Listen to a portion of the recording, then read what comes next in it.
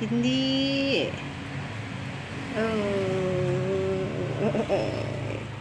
โอ้ยสวัสดีค่ะลูกโอ้โหมอร์นิ่งมอร์นิ่งน้องไปไหนลูกเออ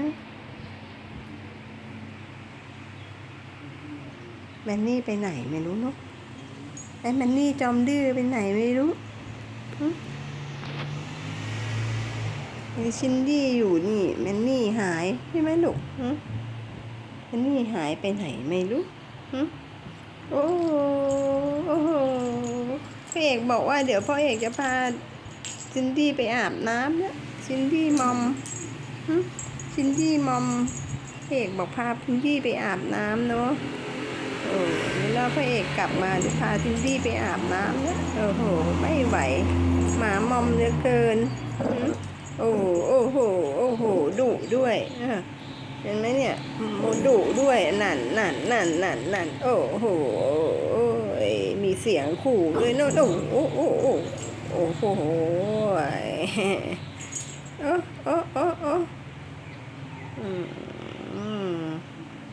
ไปผ่านหน้าบ้านไม่ได้เลย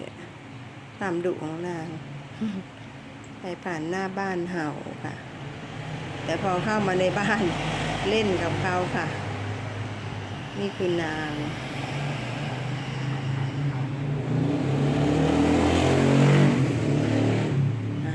มาแล้วอีกนางหนึ่งมาแล้วเห็นไหมเขาจะไม่เข้าใกล้กันเขาจะแบบถ้าเล่นอยู่กับอีกตัวหนึ่งเขาจะแบบเดินหนีแมนนี่ไปไหนมาแมนนี่เพิ่งตื่นเหรอลูกมอร์นิ่งเพิ่งตื่นเพิ่งลงมาจากข้างบนไปนอนเฝ้าหน้าห้องมันมี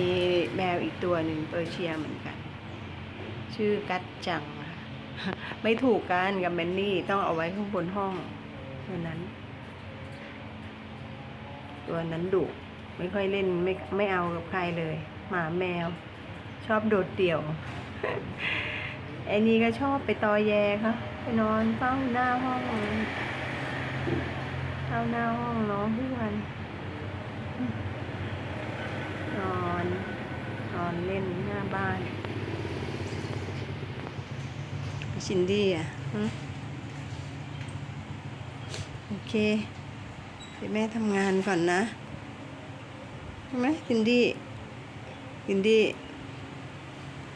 เสียงอะไรลูกทำอะไรกันไม่รู้เนี่ยวันนี้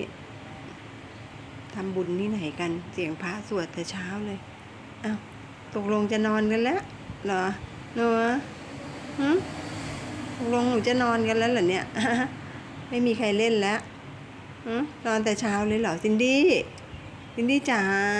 ซินดี้อันไหนใครรักแม่มั่งโอ้ไม่มีใครรักแม่เลยเหรอซินดี้รักเปล่า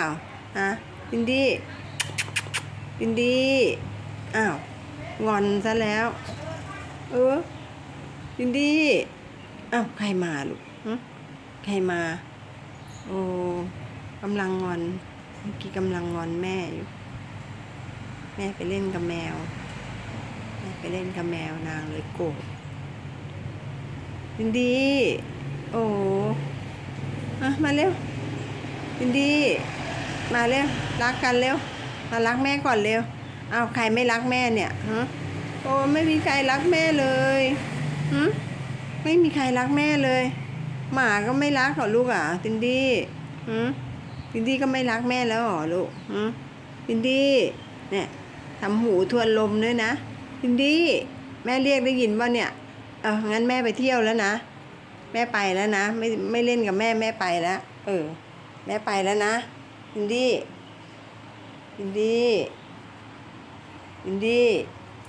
นั่นแหละไปไหนลูกไปไหนลูกใครมาล่ะใครมาไปสนใจเห่าคนหน้าบ้านอีกแล้วสนใจเห่าคนหน้าบ้านอีกแล้วใครมาลูก สนใจเห่าใครหึไม่สนใจเห่าใครอีกแล้วเนี่ยโอ้ไม่ขี้เกียจหึขี้เกียจแต่เช้าเลยเหรอลูกอ่ะหึโอ้ขี้เกียจแต่เช้าเลยตอนนี้เออทำไมลูกหึทำไมโอ้โหโอ้โหโอ้โหโอ้โหโอ้โหโอ้โหรักเหรอลูกรักแม่ไงรักแม่เปล่าหึอินดี้รักแม่ไหมหึสนใจเสียงอะไรมาหึเสียงอะไรมาหึ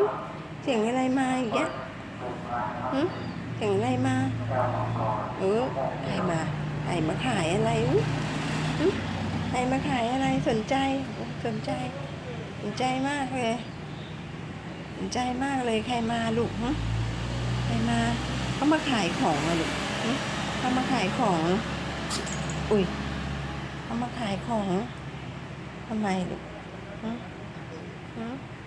ไปดูสิเนี่ยมันนี่มันไม่นี่เห็นไหมนี่มันนอนใช่เลยแมนนี่จะนอนอีกแล้วเหรอลูกแมนนี่จะนอนอีกแล้วเหรอฮะแมนนี่บอกไม่สนใจแมนนี่ไม่สนใจใครแมนนี่จะนอนอย่างเดียวแมนนี่บอกว่าหนูจะนอนอย่างเดียวหนูไม่สนใจใครเลยเหรอลูกโอ้โหโอ้โหพี่จินดี้เนี่ยโอ้ทำไมลูกนะทำไมพี่จินดี้ขี้เหงาเหรอลูกเอาไหมน้องจะนอนแต่เช้าอีกแล้วแล้วพินดี้จะทำอะไรลูกแล้วชินดี้จะทำอะไรชินดี้ก็ไม่มีเพื่อนเล่นเหรอลูกเหรอไม่มีเพื่อนเล่นแล้วทำไมมองแม่ทำไมมองแม่ทำไมโอ้โหมองแม่ทำไมลูกไหนบอกดิไหนนี่หาจะเล่นอะไรดีก็อย่าน้องมาแล้วนี่น้องมาแล้วเล่นกับน้องไหมเล่นกับน้องไหมไอ้น้องก็ไม่เล่นน้องก็จ้องจะนอนอย่างเดียวอ้าวไปไหนลูกไปไหนเดินตามแม่โอ้ยอ้าวเดินตามแม่ทำไมลูกอ้าวดูสิอ้าวแล้วมานอนบนเท้าแม่ทำไมเนี่ยฮะลูกดูนางอ้าวแต่อย่างนั้นนอนบนเท้าแม่ถ้าอย่างนั้นโอ้ยโอ้ยนอนท่านี้เหรอลูกหมดเลยนะหมดราคาแล้วแม่จะเดินไปไหนยังไงเนี่ยนอนบนเท้าแม่เลยหนูนอนบนเท้าแม่แล้วแม่จะทำไงแล้วแม่จะทำอะไรเนี่ยโอ้ยเนาะนางคนนี้จะตามมาเดินมานอนบนเท้าค่ะตามมานอนบนเท้า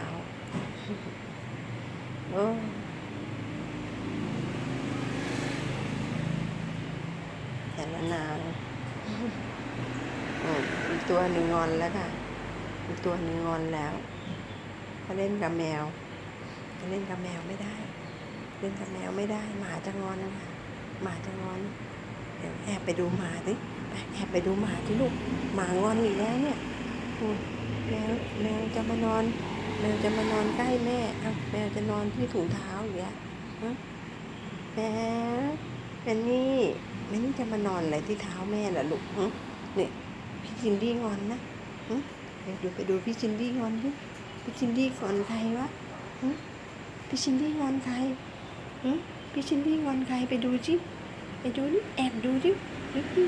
แอบดูพี่จินดี้จิเนี่ยพี่จินดี้งอนใครวะจินดี้งอนใครเนี่ยนอนหันหลังให้กันเราจะนอนหันหลังให้กันค่ะนอนหันหลังให้กัน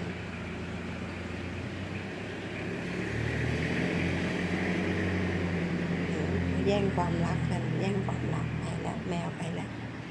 แมวหนีแล้วแมวหนีแล้วนี่แมวมันหนีไปแล้วลูกน้องหนีแล้วไม่ต้องอิจฉากันแล้วน้องหนีแล้วลูกน้องไปแล้วเนี่ยดีมาดีกันเร็วหนูมาดีกันเร็วแม่ง้อแล้วมาเร็วทินดี้โอ้ทำไมอ่ะลูกงอนทำไมอ่ะก็เล่นด้วยกันไงลูกเล่นด้วยกันตกลงไม่ดีเหรอ ไม่ดีกับแม่เหรอลูกดูหน้าดิเนี่ยโอ้โหดียังดียังล่ะดียังลูกสนใจใครจะไปใครจะมาหน้าบ้าน แม่โอ้ยเนาะทานนะเดี๋ยวรอพ่อมาให้พ่อพาไปอาบน้ำเดี๋ยวพรุ่งนี้พ่อพาไปอาบน้ำไหมพ่อมาพาไปอาบน้ำเนาะรู้ไหมเฮ้ยเสียงอะไรเสียงอะไรมาลูกเสียงอะไรเสียงอะไรลูกเสียงอะไรมาว่าทำอะไรกันเนาะเขาทำอะไรกันนะเสียงเขาทำอะไรกันเนาะเสียงเขาทำอะไรกันลูก